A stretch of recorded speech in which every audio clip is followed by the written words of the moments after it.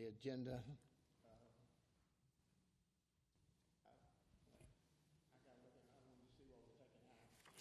Yes, sir. Mr. Mayor, if you would consider removing in the new business work session discussion of text amendment to section 12.6 townhomes to align with ordinance 733, table 6.2. If you would remove that from the agenda before you adopt it, please. Yeah, I thought the one over there had already been taken out. Okay. So we need an amendment to take that out of the agenda. I move to remove the discussion, the text amendment, section 12.6 townhomes to align with ordinance 733. I'll second. Okay, we have a motion and a second. All those in favor say aye. Aye. Opposed? Okay. All right, now we need a motion to adopt the agenda then. I'll make a motion to adopt the agenda. Second. Okay, we have a motion and a second. All those in favor say aye. Aye. Opposed? Okay. Any No, sir. awards? Okay. Okay, we go to the public hearing under new business and a work session, and the first thing is to consider the budget. Good evening. This is not a public hearing. This is just to talk about the resolution to adopt the fiscal year 26 budget, which we've heard at length a couple times throughout the past few weeks. I did not prepare a presentation because nothing has changed since the last presentation, other than the one typo of 7 positions. So it's just down to 5, I believe.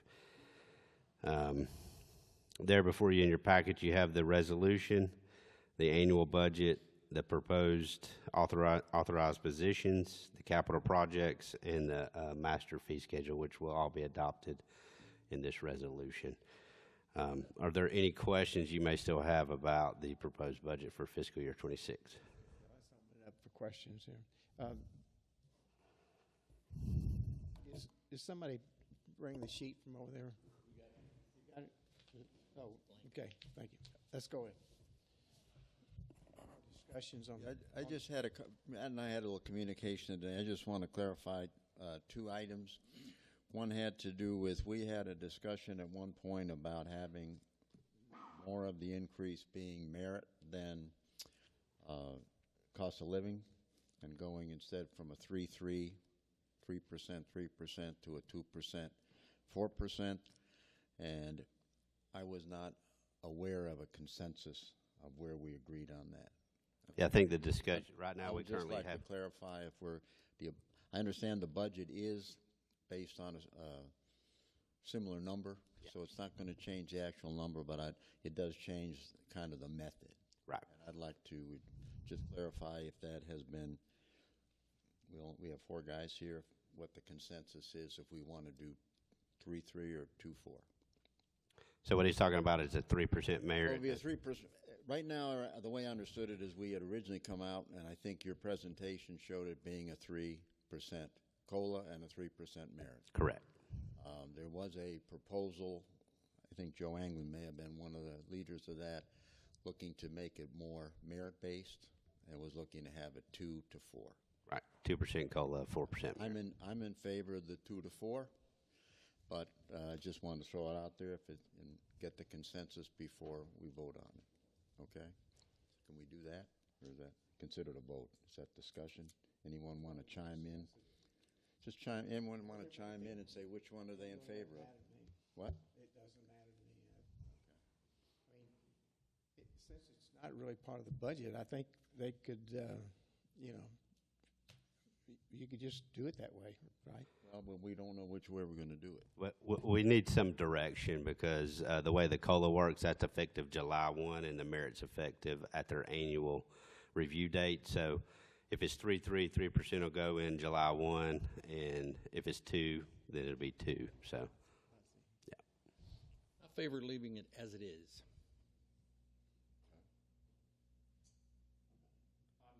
Actually, I do like the idea of going more merit-based, so I would probably lean toward the 2-4.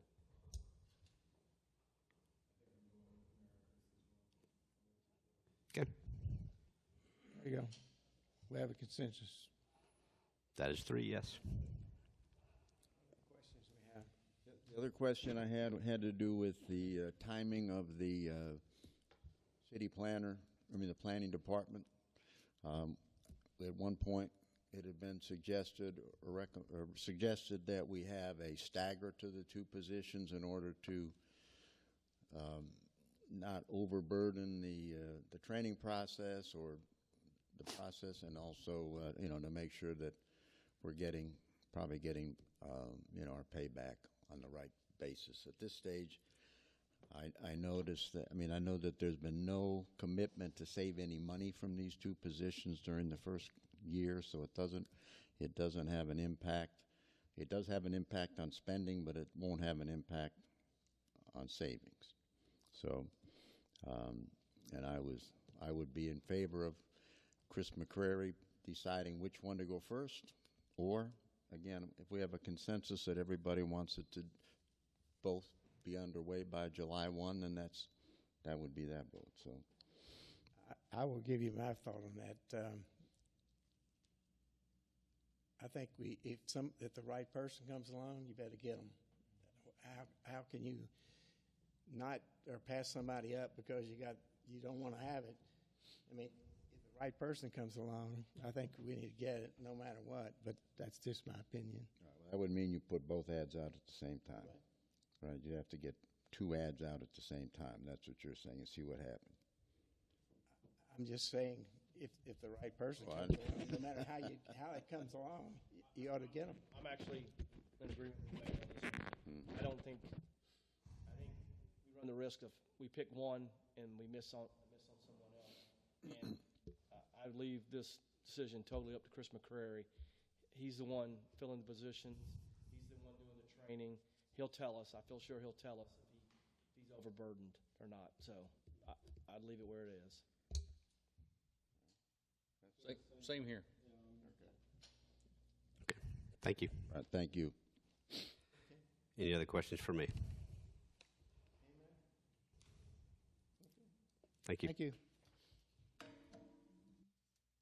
All right, the next thing was remove department reports. City managers report. City clerk. No report. Okay. Department of Fund. Okay. Good evening, Mr. Mayor and Council. My name is Bailey. I'm with the Department of Fund. So we had a great time kicking off our summer at last Friday's block party, right up until the rain decided to crash. But it was a great event. Hang on a minute. The mic isn't on. Am I good? Okay. There you go. So we have a few things coming up. We have the farmers market that will be every Thursday from 3:30 to 6:30, and our big tomato sandwich party is coming up on July 17th. So that is a fan favorite. This year we're adding a fun twist, the Steel Magnolias theme, and we're having a Dolly Parton look-alike. So it's going to be a lot of fun. That's new. Yes, it's new, but it's going to be a great time if y'all want to join us. Thank you. All right. You'll have to decide which one of us looks the most like Dolly Parton, though. But, That would be your job. That's right. Finance Department. HR, he's not here. Okay. Planning Department. Goodness. Police Department. Public Utilities.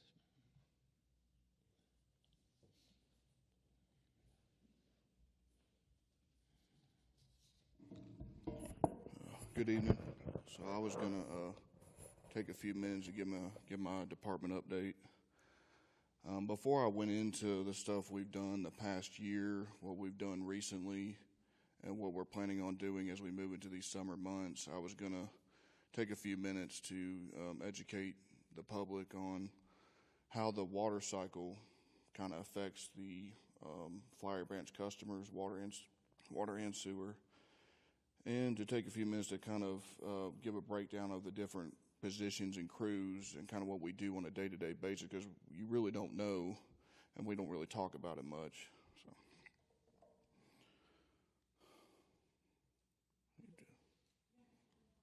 Oh, I do? Okay. Oh, sweet, thanks. What would I do without you? That's why we have a team.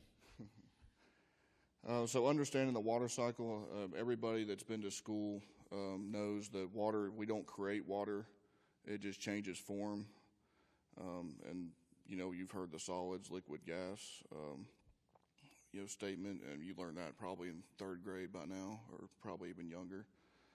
The sewer that's being treated at our wastewater plant is drinking water for someone downstream. There's always someone downstream. So when we're sending it into Lake Lanier, it's most likely drinking water for the city of Beaufort, draws near there. I know their plant manager well. They draw their intake or their withdrawal for drinking water is pretty close to where we discharge our wastewater, our treated wastewater, and then the Gwinnett County. So our city of Gainesville customers that are in Flowery Branch, they're on city of Gainesville water, they're drinking probably treated wastewater that's coming from like Habersham counties or counties that are north that are dumping into the Chattahoochee River watershed, which is Lake Lanier as well. So, the city's drinking water system comes from groundwater that usually comes from rain, natural springs. It could come from irrigation. Those aquifers that we pull our groundwater from, they go all the way up to Toccoa. There's plenty of water, and we've gotten plenty of rain recently, and in the past years we've set records in Georgia. So thankfully we have a good supply for our groundwater system in Flowery Branch. So and saying all this, it's very important to protect our ecosystem, because protecting our ecosystems, especially ones around the water, lakes, rivers, streams, wetlands, is protecting public health. If we damage those, it's very hard to treat. It's very expensive to treat. It's already expensive to treat wastewater and water anyway. Y'all know this by sitting in meetings with me. So, but the more chemicals, the more treatment we got to put into it, the more harmful it is for public health. So I'm going to go take just a few minutes and go through the different crews. And some of the crews are one man. Some of them have a few. We have 5 different crews here. So the first one is the plant operator, obviously the person that's operating most of the duties of the wastewater plant. The second one's the well operator. This person operates our groundwater system, our drinking water system for the city. And they also have a few wastewater plant duties, and I'll explain that in a minute, because the wastewater plant has a lot of tasks, and I'll explain that on the next slide. Laboratory team, they do a lot of the harder scientific tests that are permit required for wastewater and drinking water. That's a weekly, monthly, and daily test. Maintenance, they're all over the place.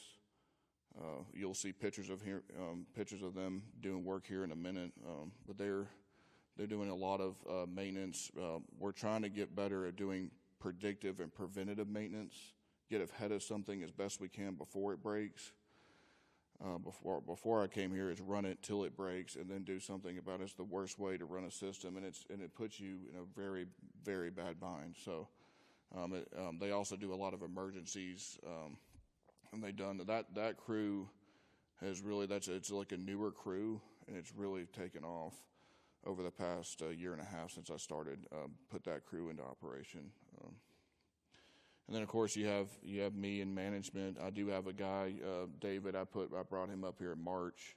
He can sometimes fill up into that role as my number 2. But I oversee the day-to-day operations. I have monthly reports. I have to get with Tanya every month. I have to get those reports in at a certain time, which I'll explain more here in a second.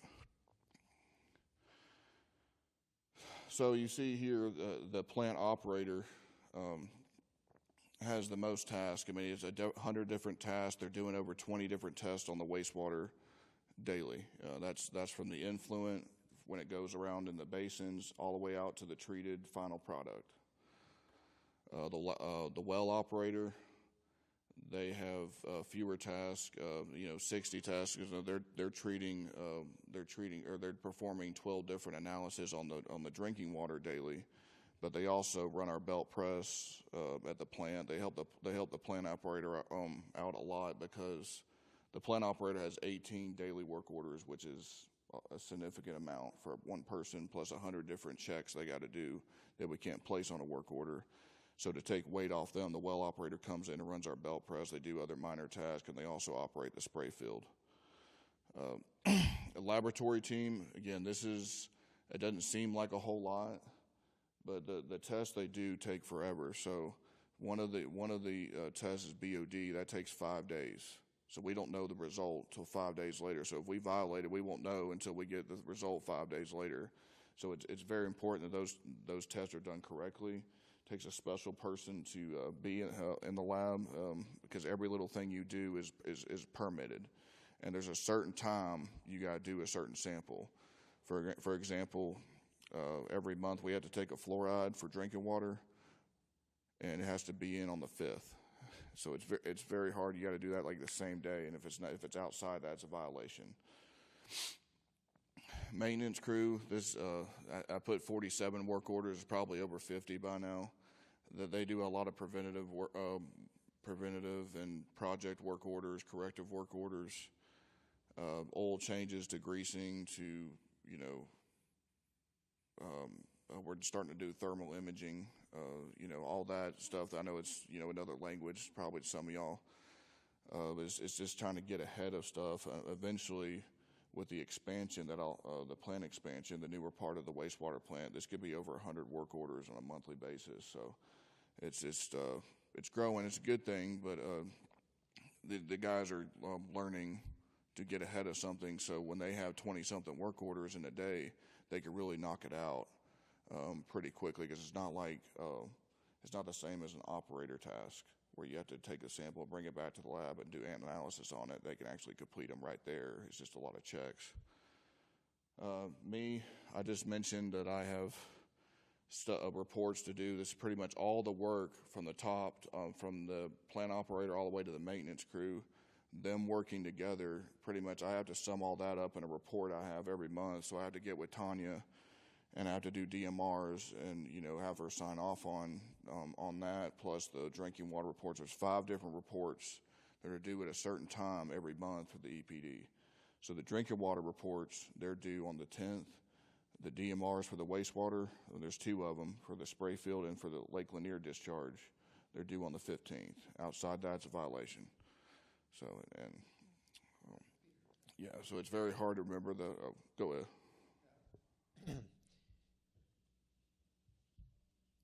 We have water with wastewater and water. And talking about the water, as an example, the new wells down on Atlanta Highway, is the drinking water, most of these tests, are they done as it goes out or as it comes in, or both? Or both. So we take samples there at the wells to see the chlorine and fluoride content. Plus, we do a clarity sample to make sure that they're not pulling up mud. So if they are, obviously we're going to turn the well off. We haven't had that happen since I've been here. So, but it's just making sure the pumps are operating good, and if they're not the pipe didn't fall down overnight, sucking up mud from the bottom of the aquifer, for example. But then most of the tests are done back at the plant, at the drinking water tap. So, but there's also checks of the booster pumps and the tanks and stuff like that. So, but I will say we do voluntary testing on our wells once a year from the EPD. The guy was just here. He comes out and does a number of tests on well number 1. He'll probably do more when the 4 and 5 come online.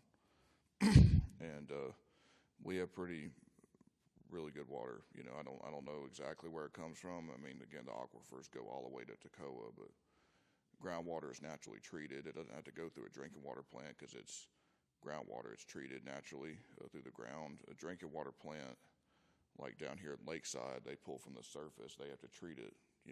There's multiple treatment processes before it can become drinkable. So with all those positions and the different tasks and the responsibilities that the people have, I am very proud to say that, just because someone's in the lab, doesn't mean they just sit there in the lab and kind of wait for their, stuff to get out of the oven or stuff to incubate. When there's some downtime, they go and find, maintenance. They go find an operator and help out. And these pictures here just, they don't really tell the tale that I see almost on a daily, weekly basis. And this is people just buying into what I'm trying to bring to the table, which is teamwork. To the left there, you see a guy taking a very dangerous selfie. He's actually a maintenance guy. The guy that's looking up at him is actually in the lab. He was in the lab that day, but he came out there to help him change a valve. That was an emergency valve replacement project, and he needed an extra hand with that because the other guys were on another project. In the middle there, that was I'm going to explain that project here in a minute. That was one of the capital projects we just completed. And we did a lot of that ourselves on the inside, but that's right there. You're seeing probably two different crews working together. One of the operators and one of the laboratory guys had time to go help out maintenance, renovate the bathroom in the well building. And then right there, you actually see two different departments. This is before Archer Western came on site. You see the public works, Bill's guys out there helping us fix a leak, but you also see my guys out in the ditch and out standing around trying to help out, fix the leak, and get the water back on. That was our process water line for our spray bars, our belt press, and everything else that we needed to run to operate the plant effectively. So I'm very happy that we can call on public works. They have some better knowledge when it comes to fixing leaks. There has been a lot of them lately. In the past especially, but also they have the equipment that we don't have. So to talk about the capital projects that we completed the past year, one of them was the generator replacement project. So we replaced the generator at C.W. Davis. That generator was causing some problems. It was causing the starters to spark, and it was causing the control panel to shut down at the station. We since replaced that generator. That's what's in the left there.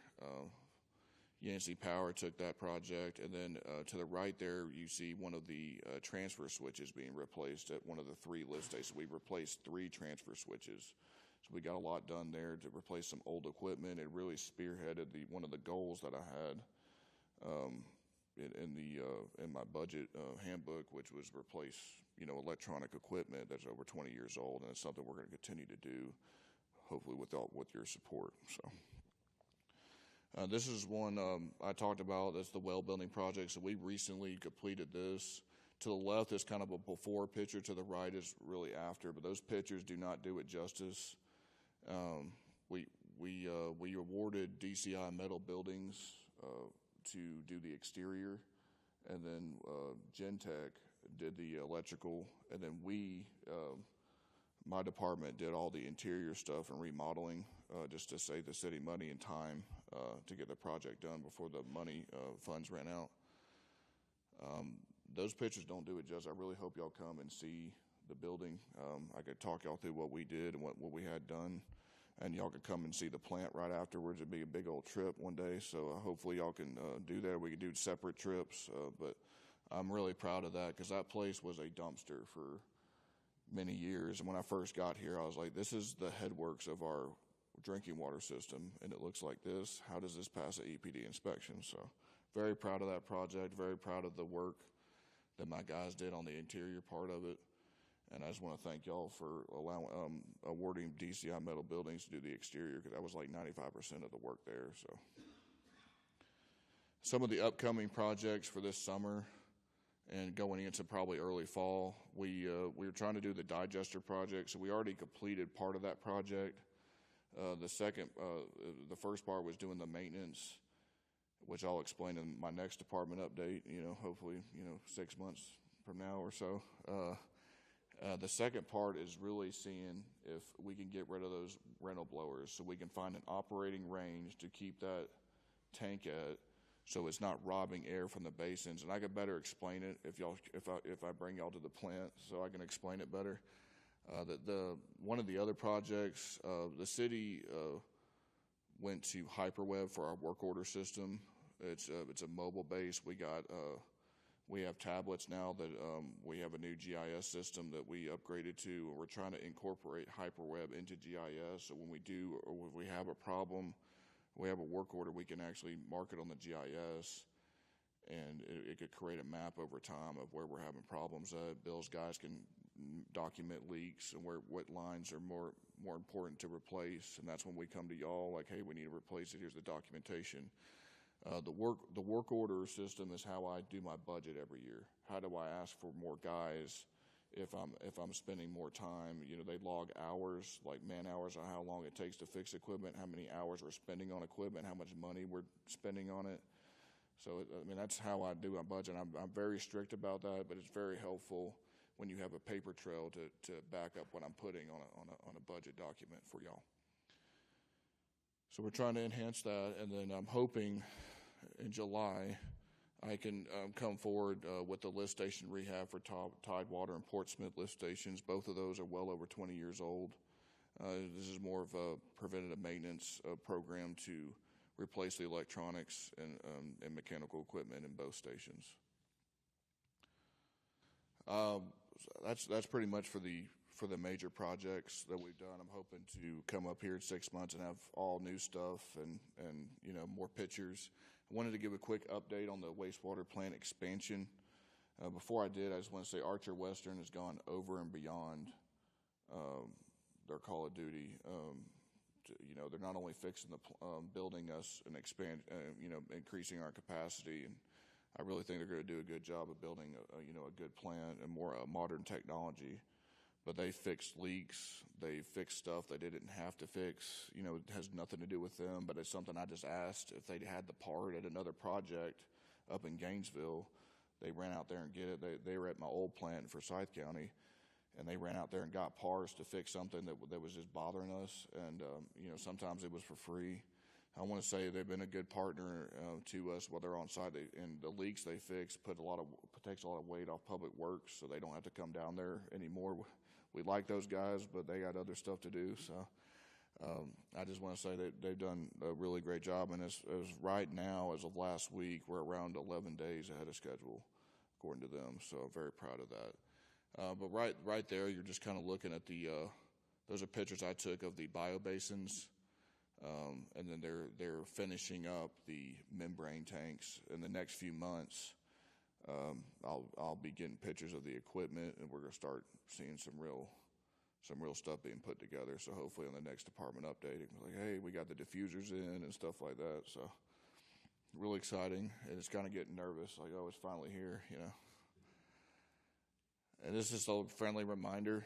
I want to thank Nancy for putting this together. It was 2 years ago when I came up with this, but this is located in City Hall for the public. Please don't flush this stuff. This is why water is so hard to treat. Rags, you know, the flushable wipes are not flushable. I don't care who you are or how much you know. And that it clogs pumps, it damages equipment, and the rags can form with other rags in the pipes, and then it causes towels, and that could really clog a pump or clog a pipe and cause overflows, and we just don't want that. We had somebody dump some type of chemical on us in March. I think some of y'all kind of knew about that because I asked for help, because y'all know the community probably better than I do. And it killed everything in the plant, and we were out on everything. It was a very rough month in March. We learned a lot. We learned how to recover the plant back in permit. But please, you know, if you know somebody that's, you know, dumping stuff, tell them to stop. But these are available in the front lobby in City Hall. So just want to thank y'all for listening to me for a few minutes. I can go all day long, but I do hope y'all come out and I can show y'all around. I can better explain stuff and tell y'all stuff about what we're trying to do here and there. So let's schedule a date. But thank y'all for y'all support that y'all have given me. Hopefully that continues. Even when it's hard, but I do appreciate y'all letting me come into budget meetings and other meetings to support, you know, give me a chance to explain anything. So I do want to give thanks to my support staff to my left, you know, Matt, Tanya, you know, Nancy, everybody that has been patient with me since I started here a little over 2 years ago, and has helped me grow, and they teach me things. So just want to thank them, but I also want to thank my staff. They didn't know who I was. I was an outsider to a lot of them, or actually to every one of them. You know, I was new, and they really bought into what I'm trying to build down there. You know, you're not just a lab guy. That's probably the position you're assigned to that day, but you're not going to stand around. You're going to go help it, and they really bought into that. There's a lot of teamwork down there. The energy's good, so I do, again, I know I've been really annoying about this, but I do hope that y'all come down there and y'all can put eyes on it for yourself. Thank y'all. Public Works. Okay, attorney's report? Okay. Just wanted to comment. I did come for the block party. I got about 30 minutes in before the heavens opened up, but everything looked great. I mean, it was great, and I saw people from all different departments down there helping out. I saw Peter changing a trash bag and a trash can on Main Street. So I saw Billy Edge helping out and all this stuff. So it was great to see the teamwork down there. Great turnout up until the point and it started to rain, but excited about the summer events that we got planned. And that's it. Thanks. I'll just add a thank you to Peter too for we've seen the improvement, we've seen the the teamwork, and we've seen the forward thinking of what we're going to do and what we're going to become down there, and we appreciate that also. So thank you.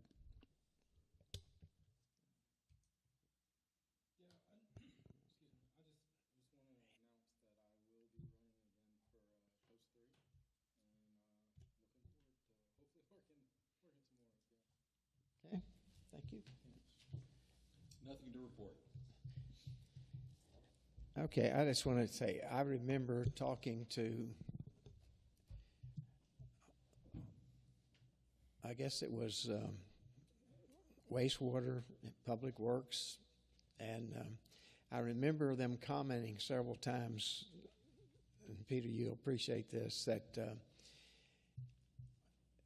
they weren't even sure where all the pipes were running under the ground. And you don't have to admit this, but maybe there's still some we don't know about. But we've come a long ways, and we appreciate that. So, okay, we'll adjourn the work session and go to the voting session and call it to order. And there was nobody signed up for public comments. So let's get to the consent agenda, and we need a motion for that. I'll make a motion to approve the consent agenda. Second. Okay, we have a motion and a second. All those in favor say aye. Aye. Opposed? Okay. Unfinished business. Consider the second reading of ordinance 737. Ordinance 737, an ordinance amending the Code of Ordinances, including the zoning ordinance of the City of Flowery Branch, Georgia. Ordinance 737 to repeal in its entirety Chapter 29, Historical Preservation, to repeal in its entirety Appendix A-1, Historic District Sign Ordinance, to repeal in its entirety Appendix A, Historical Preservation Ordinance, to repeal in its entirety Section 24.33, Historic District Sign Ordinance, within Article 24, Signs of Appendix C, Zoning Ordinance, to repeal Sections 24.13 and 24.30 of Article 24, Appendix C, Zoning Ordinance, to add text into Sections 24.33 and 24.44 within Article 24, Signs of Appendix C, Zoning Ordinance, as shown on Exhibit A, providing for severability, repealing conflicting ordinances, and for all other lawful purposes. Very good. So we need a motion there, please. I make a motion to approve the second reading of ordinance 737. Okay, we have a motion and a second. Any discussion here? Okay. All those in favor say aye. Aye. Opposed? Motion passed. All right, and we get to the last thing in the voting section is to consider resolution 25-006, and that's to adopt our new budget that will start very shortly.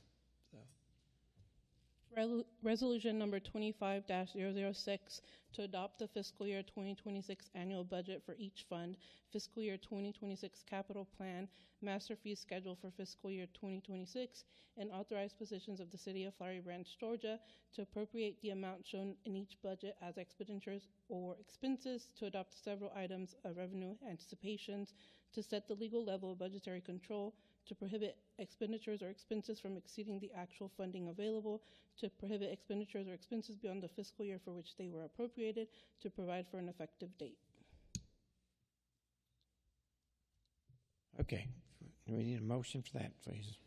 I'll make a motion to approve Resolution 25-006 to adopt the fiscal year 2026 annual budget with the prior mention of making sure the budget resolution mentions 2% COLA and a 4% merit. Second. Okay, we have a motion and a second. Is there any more discussion? No.